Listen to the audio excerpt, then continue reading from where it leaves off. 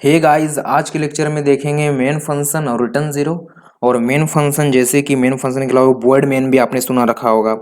Return zero के साथ अपने रिटर्न 1 2 3 4 500 -1 -2 -3 ये सब क्यों नहीं होता होगा।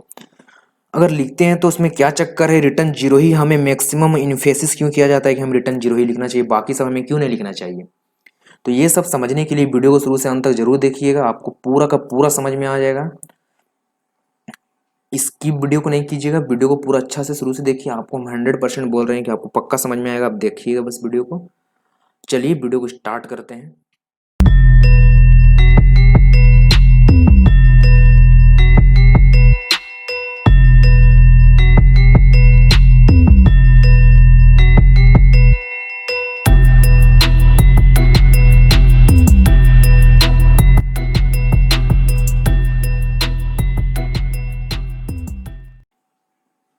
देखिए होता क्या है, मेन सबसे पहले इसको देखने से पहले एक एग्जांपल देखते हैं ताकि आपको अच्छा समझ में आए।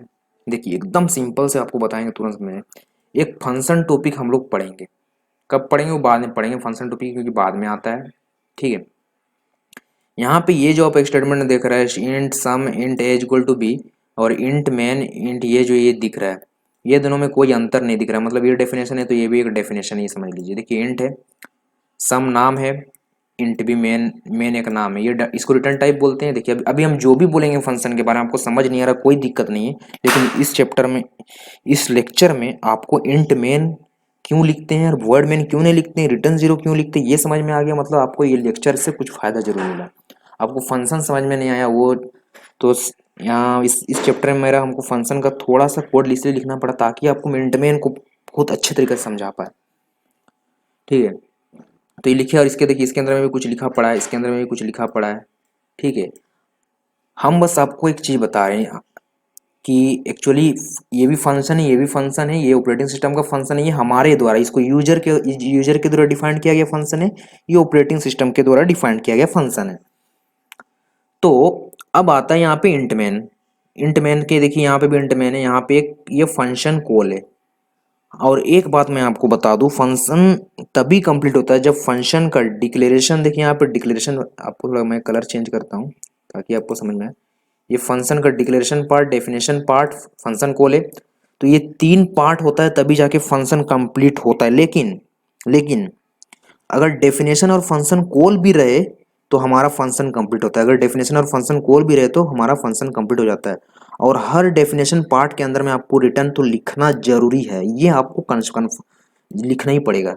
बिना लिखे आप काम नहीं चला सकते, कुछ तो रिटर्न लिख करना ही पड़ेगा, चाहे कुछ हो ना सही, जीरो ही सही, लेकिन आपको रिटर्न तो स्टेटमेंट लिखना पड़ेगा। ठीक है, ये डेफिनेशन का इसका मतलब यहाँ भी हमें रिटर्न जीरो तो लिखना ही पड़ेगा, क्योंकि ये भी इसी का सिमिलरिटीज है ना, क्योंकि ये भी इसी का सिमिलरिटीज है तो हमें ये लिखना पड़ेगा।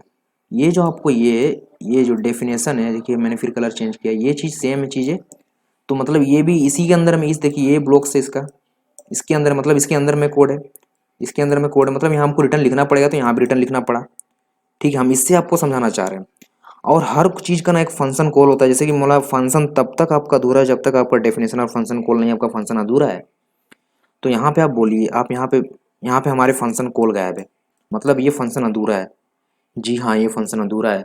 इसको पूरा कौन करता है, इसको कॉल कौन कर रहा है, यहाँ पे इसको बोलते हैं फंक्शन कॉल। ठीक है, हमने आपको एक चीज़ बताई यहाँ पे, इसको लिखने का मेरा यही मकसद था कि फंक्शन तब अधूरा होता है जब फंक्शन का डेफिनेशन और फंक्शन का कॉल जब तक नहीं लिखेंगे अधूरा होता है। इसको हम बाद में जब डिफाइन करने सीखेंगे तब समझ में आ जाएगा।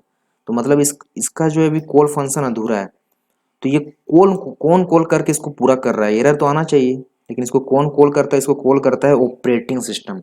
इस मेन फंक्शन को जैसे कि होता क्या है, यहाँ पे दो नंबर जोड़ा ना, ये 4 और 7, ये यहाँ पे जुड़ता है और जुड़ने के बाद जो भी a प्लस बी कितना होगा 7 8 9 10 11, तो 8 में जाएगा 11, यहाँ पे 8 में आएगा 11 और रिटर्न हो जाता है। इसके बाद ये रिटर्न होता है, आपको फिर कलर चेंज कर रहा हूँ, ये रिटर्न होता है। ये एड जो है रिटर्न, ये जो एड का वैल्यू रिटर्न कहाँ होता है, ये रिटर्न जो जाता है ना, यहाँ पे इंट दिख रहा है यहाँ पे आपको, मतलब ये जीरो कहाँ जाएगा, ये जीरो जाएगा यहाँ इस इंट पे जाएगा, यहाँ रिटर्न हो रहा है। और इसके बाद ये जाता है कॉल फंक्शन के पास, मतलब यहाँ पे कॉल फंक्शन कौन है, ऑपरेटिंग सिस्टम। मतलब यहाँ से जो भी वैल्यू रिटर्न जीरो कहाँ जाएगा, जो जीरो वैल्यू कहाँ जाएगा, वो ऑपरेटिंग सिस्टम के पास जाएगा। यहाँ पे जो हम 7 8 9 10 11 कहाँ गया, इंटीजर के पास, और ये इंटीजर से कहाँ आया, देखिए मेरा कर्सर को देखिए कहाँ जाएगा, वो इस सम के पास आएगा। ये मतलब यही कॉल किया था ना, यहाँ पे फंक्शन कॉल है इसी के पास। जैसे कि यहाँ पे जीरो कहाँ गया, ऑपरेटिंग सिस्टम के पास। जैसे कि यहाँ पे जब 7 और 4 11 हुआ, 7 और 4 11 हुआ, तो 11 ही प्रिंट करेगा, ये 11 ही प्रिंट करेगा, 11 के अलावा कुछ प्रिंट नहीं करेगा। उसी प्रकार ये जीरो जब इसके पास जाता है, तो इसके पास जाने के बाद वो फंक्शन कॉल के पास जाता है। फंक्शन कॉल के पास जाने के बाद वहां पे जीरो को मतलब ये डिफाइन किया हुआ है कि जीरो मतलब जो प्रोग्रामर है उसका प्रोग्राम सक्सेसफुल एग्जीक्यूट हुआ है। अगर जीरो के अलावा कोई, यहाँ पे मान लो मैंने 1 लिख दिया, 2 लिख दिया, 3 लिख दिया, 4, 1 से लेकर जो भी पॉजिटिव नंबर है उसको हम लिख दिया, तो मतलब इसके बाद वो यहाँ जाएगा ना, इस इंट पे जाएगा, यहाँ पे देखिए, और जाएगा किसके पास, फंक्शन कॉल के पास जाएगा। उस फंक्शन कॉल के पास जाएगा तो उसको ये समझ में आएगा कि वहां पे से डिफाइन किया गया है, डिफाइन किया गया। अगर मान लो कोई प्रोग्रामर जीरो भेजेगा तो इसका मतलब ये होगा कि प्रोग्राम सक्सेसफुली एग्जीक्यूट हुआ, हम मानेंगे।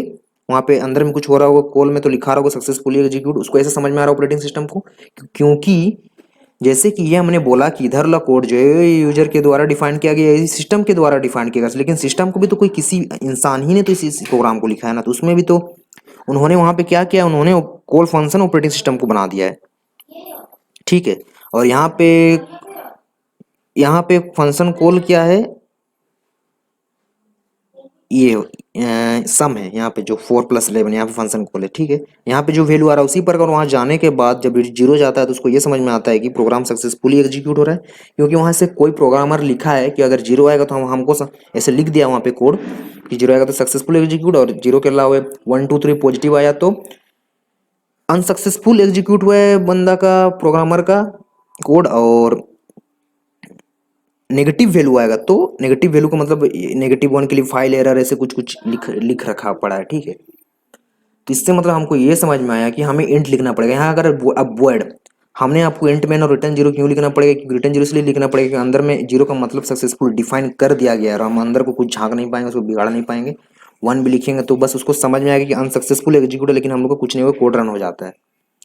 अगर आप रिटर्न जीरो नहीं लिखिएगा इंट मैन के साथ तो कंपाइलर खुद रिटर्न जीरो ऐड कर देता है, याद रखिएगा। अगर इंट मैन के साथ आप रिटर्न जीरो नहीं लिखिएगा तो कंपाइलर खुद इसको ऐड कर देता है। आप यहाँ वॉइड लिखिएगा और यहाँ रिटर्न जीरो लिखिएगा, आप यहाँ वॉइड लिखिएगा। हम पहले क्या बोले, अगर इंट मैन के साथ आप रिटर्न जीरो नहीं लिखिए तो कंपाइलर खुद ऐड कर देता है। यहाँ वॉइड मैन लिखिएगा फिर रिटर्न जीरो लिखिएगा तो बोलेगा कि आप तो वॉइड भी बोल रहे हैं। वॉइड मतलब ये होता है कि खाली, खाली मतलब कुछ भी नहीं, कुछ दे मतलब वॉइड मतलब कुछ भी रिटर्न नहीं होगा बोल रहे हैं, और यहाँ से आप जीरो रिटर्न कर रहे हैं, तो इस तरह का एरर दिखाएगा।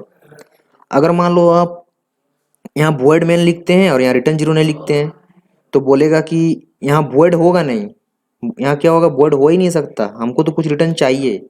क्योंकि जो प्रोग्रामर जो इंट मैन ना, वो इंट मैन को किसने डिक्लेयर किया, हमने नहीं डिक्लेयर किया है, प्रोग्रामर तरफ से इंट मैन भेजा गया है, ऐसा समझिए। ताकि क्योंकि उसके द्वारा जो भेजा गया उसके साथ थोड़ा छेड़छाड़ नहीं कर सकते ना, ठीक है। तो मतलब रिटर्न जीरो क्यों लिखते हैं, इसका मतलब वर्ड में नहीं लिख सकते। क्यों नहीं लिख सकते, क्योंकि वहाँ रिटर्न हो रहा है, और जो रिटर्न हो रहा है वो हमेशा कुछ ना कुछ रिटर्न होना चाहिए। इससे पता चले कि प्रोग्रामर को प्रोग्राम सक्सेसफुल एग्जीक्यूट हो रहा है या नहीं, वो चीज़ प्रोग्रामर को पता चलना चाहिए। अगर हम वर्ड लिखेंगे तो यहाँ से मान लो जी रिटर्न जीरो लिखेंगे तो वर्ड मतलब तो होता है कुछ नहीं, खाली। यहाँ रिटर्न जीरो लिखेंगे तो एरर है, ठीक है। आपको जो भी चीज़ बताया, अगर वो चीज़ आपको समझ में नहीं आया है, स्पीड हो गया होगा, तो वीडियो को पॉज करके फिर से देख लीजिएगा। इसका मतलब हमें इंट में लिखना काफ़ी जरूरी होता है सी लैंग्वेज में, क्योंकि उस तरह डिफाइन किया गया अंदर में, उसके साथ हम छेड़छाड़ी नहीं कर सकते।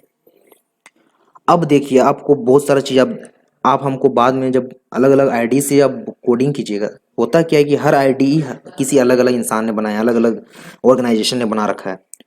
तो किसी किसी ने जब वर्ड में लिख देते तो वार्निंग शो करता है, किसी किसी में एरर शो करता है, ठीक है।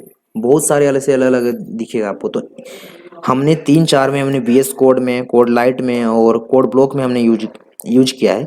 तो हम आपको किसी एक चीज़ का रिजल्ट आपको मैं दिखा देता हूँ। ये स्लाइड जो दिख रहा है आपको, जो भी समझाया सारा चीज़ का नोट्स है ये एक्चुअली, ठीक है। इसको देख लीजिएगा। यहाँ पे एक वर्ड आ रहा है वार्निंग। वार्निंग का मतलब होता है प्रोग्राम सही है लेकिन आपका सही नहीं है, मतलब हम काम चला दे रहे हैं लेकिन ये अब भी गलत है। इसका मतलब ये भी गलत है, एरर ही है, लेकिन एक सेकंड तरह का एरर है। वार्निंग को भी आप ये warning is equal to error बोल सकते हो। वार्निंग मतलब भी एरर ही होता है एक्चुअली, ठीक है। आपका कोड मतलब काम चल जा रहा है लेकिन वो बिल्कुल सही नहीं है कोड। तो ये हम जितना भी यहाँ पे चीज़ लिखे हैं सब कोड ब्लॉक्स के आधार पर लिखे हैं। ये हम आपको अभी जो समझा है सब चीज़ इसके अंदर में लिखा हुआ है। यहाँ पे जो जितना भी रिजल्ट लिखा हुआ कोड ब्लॉक्स के बेसिस पे लिखा हुआ है, क्योंकि कल को वार्निंग शो कर जाएगा, आउटपुट शो कर जाएगा, तो बोलेंगे भैया आप वर्ड में लिखे थे और एरर बोले थे, लेकिन यहाँ पे तो आउटपुट शो कर रहा है। वार्निंग दिखा के, जब भी वार्निंग दिखाता है तो आउटपुट शो करता है, लेकिन ये मत समझिए कि आपका प्रोग्राम सही है, वो एग्जीक्यूट हो जा रहा है किसी तरह से, लेकिन आपका लिखने का वो सही तरीका नहीं है। वहाँ पे इस तरह की कंपाइलर है, मतलब उस तरह का आईडी में कुछ सेटअप है उस कोड ब्लॉक्स में, जिसकी वजह से वो हो जाता है। लेकिन दूसरा आईडी में जाइएगा, आप वर्ड में लिखिएगा, डायरेक्ट एरर बता देगा। ठीक है। और हम रिटर्न जीरो का भी बता दें कि रिटर्न 1 2 क्यों नहीं होता है, क्योंकि रिटर्न जीरो का मतलब ही सक्सेसफुल है, 1 2 लिखिएगा भी तो अनसक्सेसफुल वहाँ पे डिफाइन किया गया है ऑपरेटिंग सिस्टम के अंदर में। तो यह भी देखिए, यहाँ पे आपको रिटर्न जीरो के बारे में हमने नोट्स लिख दिया है, ताकि आपको नोट्स हमेशा हर इंसान को बहुत ज़रूरत होता है, जिसके लिए आपके लिए नोट्स है। आप समझा तो हमने मैंने सारा चीज़ दे दिया है। हाँ, और एक चीज़ यहाँ पे, अब जैसे आपको मान लो रिटर्न जीरो लिखने का मन नहीं कर रहा है, तो जीरो की जगह एग्जिट फेल्यूर लिखिएगा, नहीं एग्जिट सक्सेसफुल लिखिएगा। ये जीरो की जगह, जीरो को सिर्फ रिटर्न को रिटर्न रहेगा, मैंने पूरा लिख दिया बढ़िया से, लेकिन उसको लिखिएगा ना तो हेडर फाइल, जो हमने पहले बताया था कि हेडर फाइल का जिस जिस जैसे सेकंड लेक्चर में मैंने हेडर फाइल के बारे में बात की थी थोड़ा बहुत, तो यहाँ पे आपको ये हेडर फाइल यूज करना पड़ेगा। ठीक है, stdio.h लाइब्रेरी, ताकि क्योंकि इसका जो डिक्लेरेशन है, क्योंकि हेडर फाइल में इसका डिक्लेरेशन उसी के अंदर में होता है, तो इसका डिक्लेरेशन आप रिटर्न जीरो लिखिएगा तो कुछ इसको यूज नहीं करना पड़ेगा बस। और मैंने आपको सारा चीज़ समझा दिया है। हमने ये भी बता दिया कि अगर रिटर्न जीरो नहीं लिखेंगे तो कंपाइलर खुद ब खुद ऐड कर देता है। उम्मीद है कि आपको मेरा वीडियो पसंद आया होगा। अगर पसंद आया होगा तो लाइक शेयर और सब्सक्राइब कीजिए। मिलते हैं कुछ नए कॉन्सेप्ट के साथ अगले लेक्चर में। ठीक है, आज के लिए बस इतने ही। Bye bye.